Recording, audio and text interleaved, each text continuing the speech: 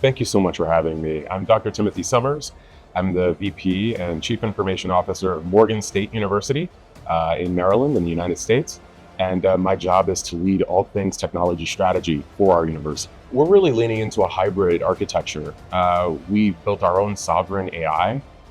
We're also partnering with other companies, major players in the space, major cloud providers, so that we can have the ability to burst cloud capabilities when we need. But at the same time, be also able to have our own internal capabilities that are ours and where we don't really have to worry about the sensitivity of our data. And so we're really taking a hybrid approach so that we can be able to do any of the kinds of processing we need, whether they be on-prem or in cloud. But we are really leaning into cloud, and we're really starting to think about how we can minimize our footprint, our physical footprint, only for sensitive workloads. You know, we are aspiring to be an R1 university, and we have a massive vision we call Transformation 2030. And it's all about how we can really establish ourselves as an innovation center and engine for AI and other emerging technologies like quantum and so on.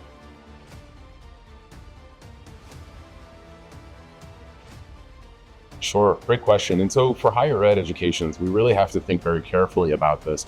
And of course, you know, we're going through a digital transformation like many organizations. So change management is incredibly important. We do absolutely have data centers that are a part of our architecture. We also very much have IoT that are part of our architecture and what we manage. We have a massive network of which we are expanding and growing. Keeping the lights on is so incredibly important. And we really have been focused on keeping the lights on and trying to innovate at the same time. We kind of have a bit of a motto of trying to focus on highest quality, lowest cost, and how can we get there as quickly as possible. So in terms of how we segment and think about our network, we really are thinking about it from a security first perspective, ensuring that we protect our community, our customers, our students, right? And so we take that very seriously. And of course, because we're a higher ed institution, we have certain regulations that we have to abide by in the United States, like FERPA and HIPAA and things like that, where personally identifiable information is included. And so we take that very seriously. We also take very seriously our research and our data. We have centers on campus like the Center for Equitable Artificial Intelligence and Machine Learning, which we call Seamless. We also have the Smarter Center on campus, which does Department of Transportation and IoT type work.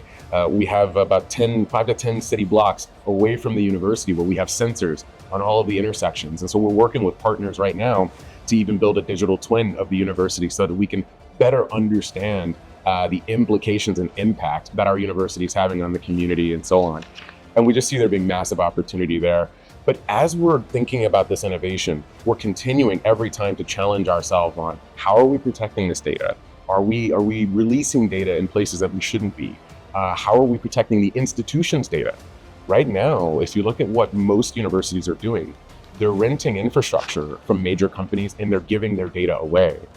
It's not that the major companies are bad, but you do have to be very mindful of your data and what it represents. And we're a university. Every university represents a thin slice of human knowledge. And we've got to remember that's that contribution, that's the knowledge core of those institutions. And so we take our knowledge core very seriously. We're an over 100-year-old university. So we have so much knowledge and so much research and innovation that our students and our faculty and our alumnus have done over the years, over the decades. And so we want to protect that and we want to do right by it and be good stewards of it. But at the same time, we want to lean into things like AI and lean into things like quantum. So we take the segmentation very, very seriously. Firstly, you have to have a wonderful security leadership. You have to make sure that you have really strong security leadership and a strong security team. You have to enable the development of that, first and foremost. Secondarily, you want to make sure that you have the visibility that you need of your infrastructure, of everything on your infrastructure. What does that look like? And we need to be able to pull that data out. And one of the things that we're doing is we're pulling that data out, we're putting it into a data layer at the university, and then we're building the dashboard from that. So that's in a nutshell, very simply, how we're then focusing on doing.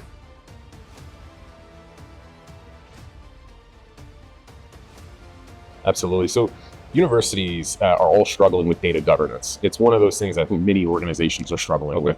And so what we've done is, firstly, we've built our own sovereign AI platform. And we're now rolling out pilots to every division and every department at the university. And we're leveraging this as an opportunity to assess their readiness for AI.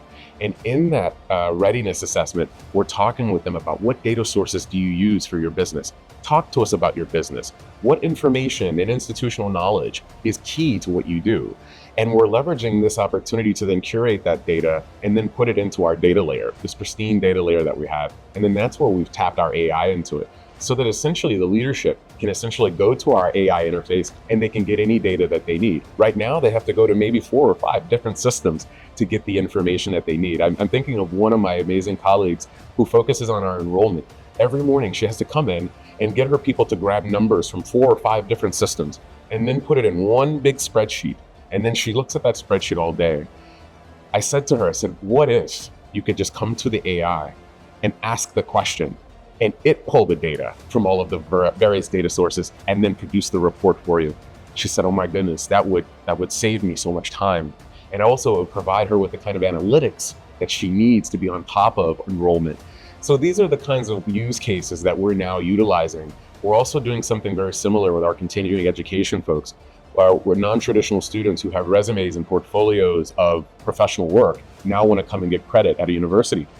This process of taking what you've done in your past and matching it to the course catalog is a very, very time-intensive process. We've now been able to enable it such that the team can upload the portfolio and the AI does an automatic matching to the course catalog, and then it produces a report as a recommendation. And then we have 2 layers of human in the loop to verify and validate the recommendation from the AI.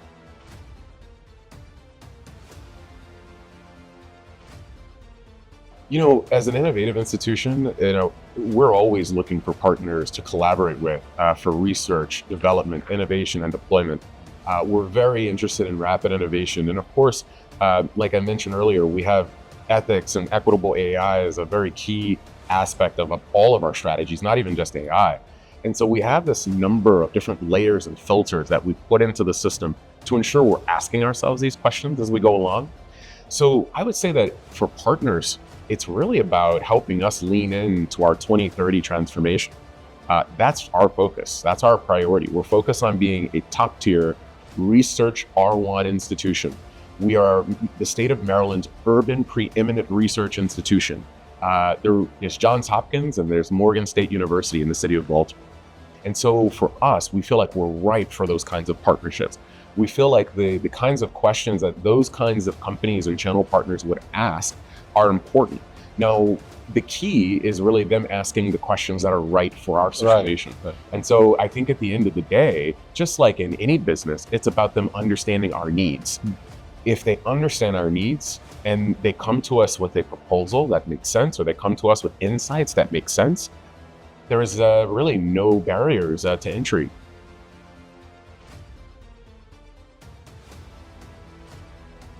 Great question. So one of the things that we really have leaned into, and our president, President Wilson, has just been instrumental in developing our university into a bit of an innovation platform. And this is a part of the strategy that, the IT group and the technologists and myself, and really in my strategy, building off of our Transformation 2030 vision, has been able to really extend and expand this idea of our university as an innovation platform. And what we're doing is we're working with partners and inviting them and saying, hey, think of us as an innovation platform where we can do good work together.